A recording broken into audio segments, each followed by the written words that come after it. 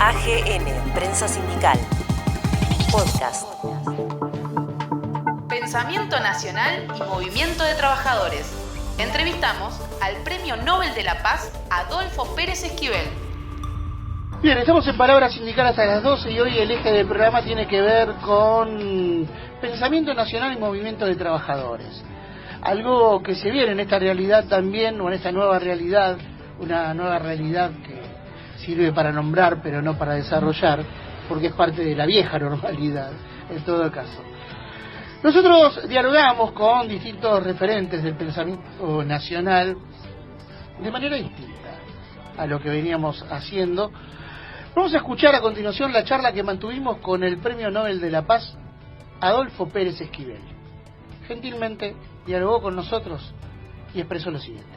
Adolfo, Argentina necesita circunscribir su contexto en un plano histórico muy especial. ¿Qué aporte puede hacer en ese contexto un pensamiento nacional, entendiendo también las problemáticas que confrontan a nivel internacional el mundo entero, para alcanzar una paz interna y a su vez una paz también que sea duradera en términos de lo que es el capitalismo hoy en el exterior? Bueno, primero tenemos que tener claro a qué paz nos referimos, ¿no? Porque si nos referimos a la paz como ausencia del conflicto, estamos equivocados. La paz es una dinámica permanente de relaciones entre las personas y los pueblos. Fundamentalmente es eso. Y de ahí cómo logramos la convivencia, las relaciones humanas, cómo pensamos también en el otro, la otra, en los pueblos. Es otra mirada totalmente distinta a la que se acostumbra a tener. Esto por un lado. Segundo, la Argentina tiene que mirar hacia adentro, porque siempre mira mucho hacia afuera.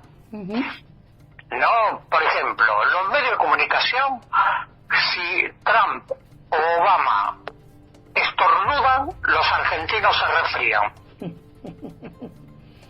No, es así, es que no hay...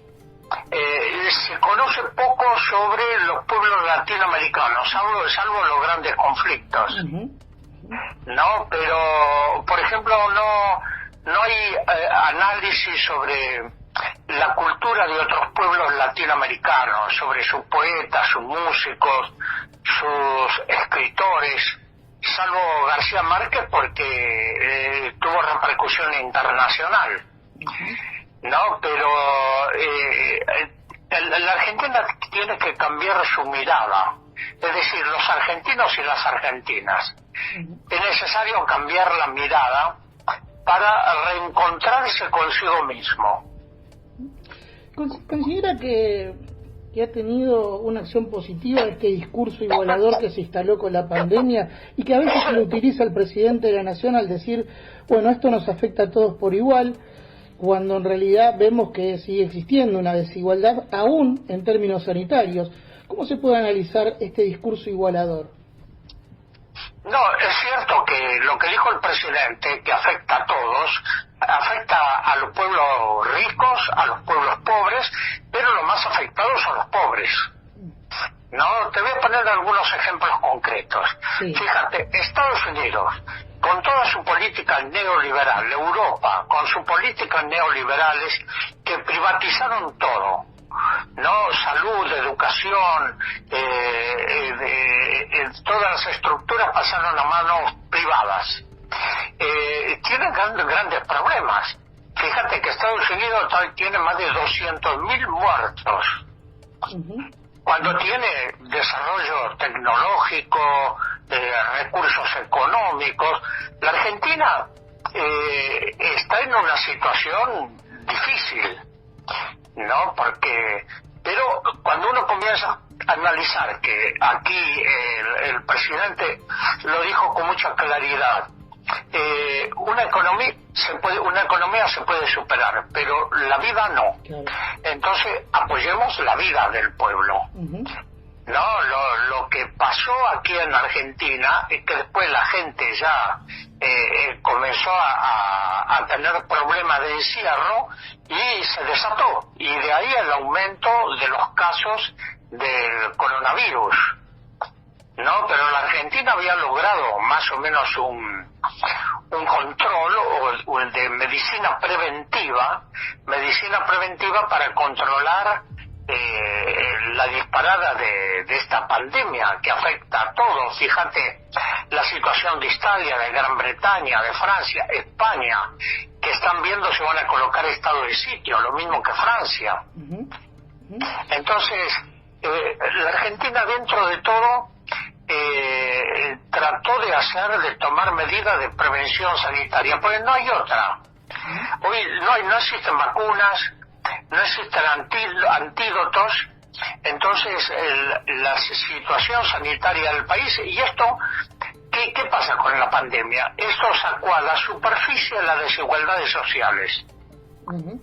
La dejó en la superficie, y esto lógicamente que está afectando también lo económico, lo social, lo político, lo educativo. Estamos en un momento muy particular de la humanidad. Y en este momento particular de la humanidad, ¿considera que estamos ante una crisis civilizatoria más que económica y política, como sostienen algunos pensadores? Bueno, sí, creo que eso no podemos volver hacia atrás, porque sería un suicidio colectivo. Lo que pasa es que hay que hacer entender a las grandes empresas que no pueden seguir, cuando uno ve las causas del coronavirus, tiene que ver con el maltrato, la violencia que el ser humano ha hecho contra la madre naturaleza, contra la madre tierra, la devastación, los monocultivos, la contaminación, la deforestación. Está provocando todo esto porque han roto la cadena biológica. Y de ahí, mira, hay estudios científicos que lo señalan con mucha claridad, que hay 2085 virus, de los cuales 584 afectan al ser humano, entre ellos el coronavirus. Y esto tiene que ver, si nosotros perdemos el equilibrio con la madre tierra, vienen todas estas pestes que estamos sufriendo. Ahora, el gobierno está haciendo un esfuerzo sobre esto, primero no solo para contener y tratar de evitar que se extienda la pandemia, sino también la otra pandemia que todavía no se habla pero que está, es el hambre. Fíjate, 40 millones de desocupados tiene Estados Unidos. ¿Qué va a hacer con toda esa gente que no pueden ni comer? ¿Qué va a pasar con nosotros también, con todos los desempleados?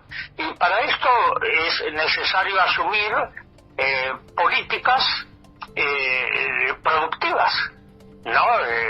Nosotros venimos proponiendo la reforestación de bosque nativo para lograr restablecer el equilibrio de la madre tierra con la necesidad del ser humano. No, están impulsando, esto sí, están impulsando al pequeño mediano productor rural para que puedan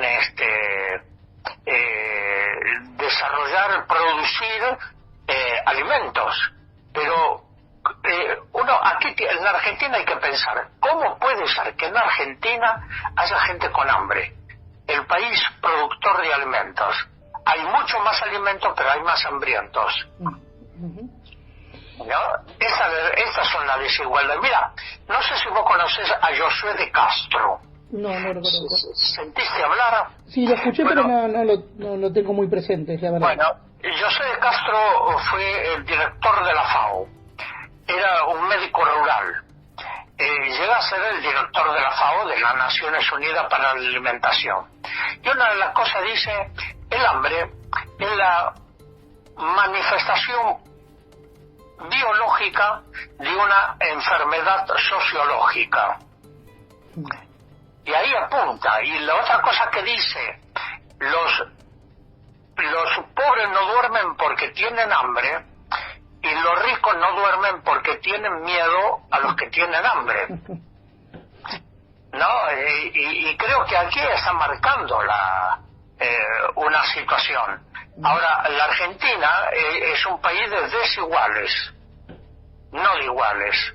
Lamentablemente, y más en los últimos años, toda la política neoliberal que destruyó la capacidad productiva del país para beneficiar a las grandes empresas.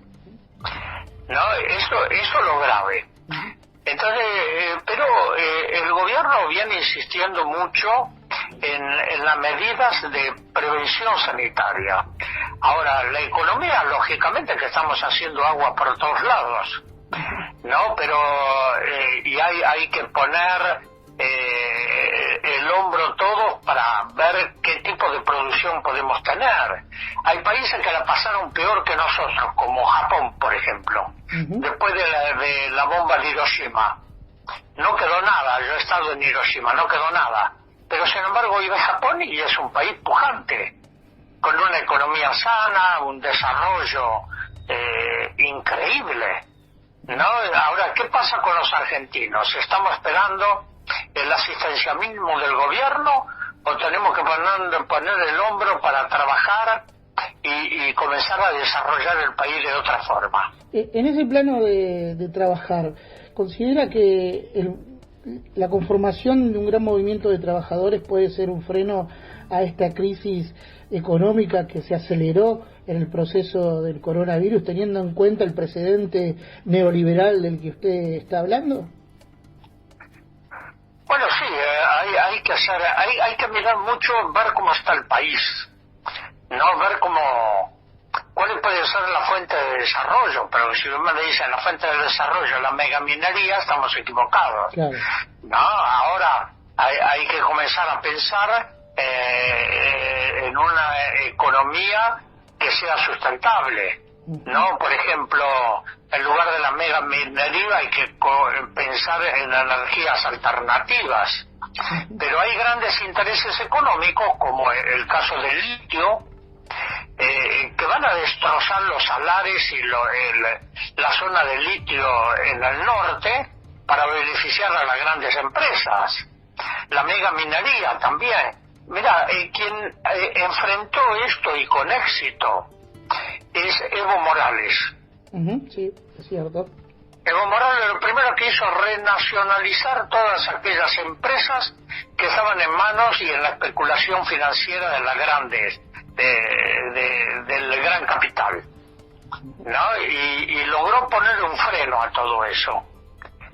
Ahora, por eso le dieron el golpe también, porque Estados Unidos no va a permitir que ningún país se le salga de la órbita. Claro. Y por eso está dando golpe de Estado en distintos países. Mira, en Honduras, en Paraguay, en Brasil contra Dilma Rousseff, a Evo Morales, la agresión permanente sobre Venezuela. No, son cosas que hay que estar muy atentos, porque estamos con digamos, democracias débiles, democracias muy fragmentadas también. Y creo que hay gente que piensa dentro de la política de Estados Unidos de la recolonización del continental. Bueno, Biden es uno de ellos, ¿no? Claro. Entonces hay que tratar de ver cuáles son los caminos, las alternativas. Y para esto me gustó lo que dijo el presidente el otro día, que quiere reactivar el UNASUR, la CELAC, porque eso fue lo que podía llevar a acuerdos regionales y al fortalecimiento democráticos. No, pero esto llegó Macri destruyó todo eso. Bueno, hoy da la sensación de que es mucho más difícil también poder generar una integración continental en función de la fragmentación ideológica que hay en la región, ¿no? Con Brasil, claro, con un gobierno como Bolsonaro, con Perú también con gobiernos neoliberales, la situación que usted describió en Venezuela, en Haití, se hace mucho más difícil. Por eso es importante la última elección en Bolivia, ¿no? Claro, eso fue un poco de oxígeno para la vida de los pueblos en el continente, ¿no? Uh-huh. Evo denunció muchas veces la injerencia de Estados Unidos en el golpe de Estado, ¿no? Y no estamos en las mejores condiciones en este momento, claro. No, salvo México, Argentina, ahora por suerte Bolivia. Hay que tratar de recomponer esos espacios sociales desde otra perspectiva, pero creo que no podemos retroceder a través de lo que está pasando sobre el coronavirus, que tenemos que volver a restablecer el equilibrio con la madre tierra, si no estamos perdidos. Uh-huh. Si esto continúa así, esto no tiene salida. Uh-huh. Adolfo, le agradecemos muchísimo esta charla que mantuvo con nosotros, ha sido esclarecedor y siempre es un gusto poder escucharlo. Aquellos que lo conocemos sabemos que su pensamiento aporta también al pensamiento nacional para salir de estas crisis. Le mandamos un abrazo grande. Igualmente, chao. Gracias. AGN, Prensa Sindical, Podcast.